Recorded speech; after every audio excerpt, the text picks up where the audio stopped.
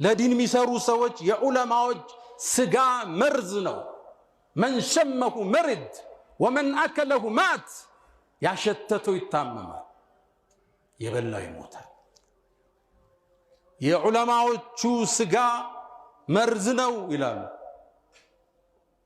መን ጠዐነ ልዑለማ ዑለማዎቹን በአደባባይ የሚያወግዝ በላሁ ላሁ ቀብለ መውቲህ ቢመውት ልቀልብ።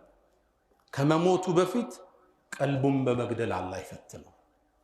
ቁርአን ይቀራል፣ ለቅሶ የለም። ተሐጁድ ቤት አድርጎ ይነሳ። ሲያኝክ ውሏል የዑለማ ስጋ። በሱ ቤት ማስጠንቀቁ ነው፣ በሱ ቤት ሱና ማስተማሩ ነው። ቱቡ ኢለላህ፣ ወደ አላህ ተመለስ። ያ ደግሞ አንተ የመንግስት ኃላፊነት ቦታ ላይ ቁጭ ብለ ከሀገር በላይ ዘርህን ከሀገር በላይ ኪስህን ያስተናገድክ ወደ አላህ ተመለስ።